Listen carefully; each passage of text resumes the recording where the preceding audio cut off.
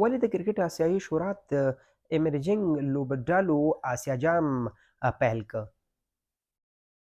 په کوم کال دغه جام پیل شو؟ د کرکټ آسیایي شورا پریکړه وکړه چې د ځوانو لوبغاړو د پرمختګ لپاره په 2014 میلادي کال کې د ایمرجنګ لوبډلو آسیا جام پیل کړي.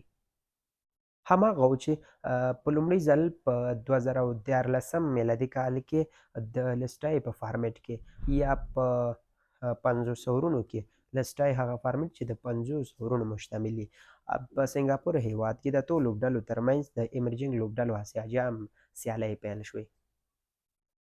هند په دغه کال کې نو په پیلوبه کې خپل ګاونډ پاکستان ته ماته ورکړه او د 2014 میلادي کال دغه جام په خپل نوم کړ.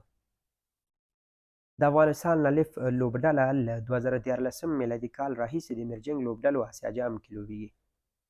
دوه ځلې په 2018 او 2019 کلونو کې د دغو لوبو نیمه پیلوبو یا سیمی فاینلز ته لاره پیدا کړې. د ایمرجنګ لوبډلو آسیا جام سیالۍ 5 ځلې ترسره شوي چې سریلانکا او پاکستان تر نورو لوبډلو ډېرې دوه وارې د دغو لوبو اتلولي ګټلې.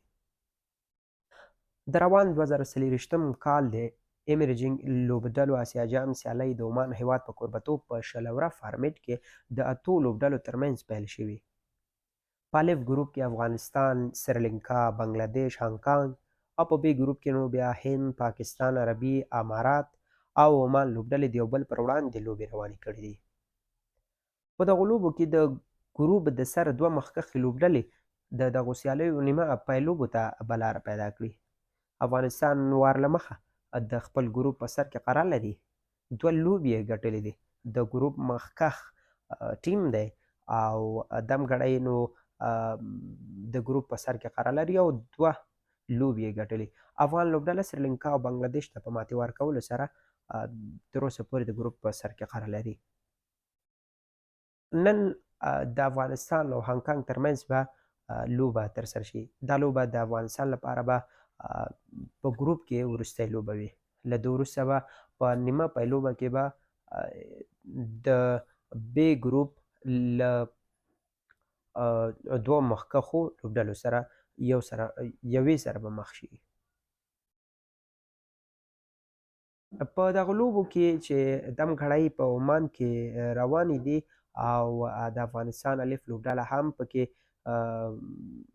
مخکښه ده، نو د افغانستان لخوا درویش رسولي لوبډل مشر دی او نور لوبغاړي چې کوم لوبیږي په دغه لوبډله کې نو قیس احمد، شرف الدین اشرف، صدیق اتل، فریدون داودزی، علام محمد غضنفر، محمد اسحاق، کریم جنت، ننګیال خروټی، عبدالرحمن، بلال سمین، نعمان شاه، شاهد کمال او وفی الله ترخیل دا هغه لوبغاړي دي چې دمګړۍ په عمان کې دي او د افغانستان د الف لوبډلې لپاره به لوبې کوي.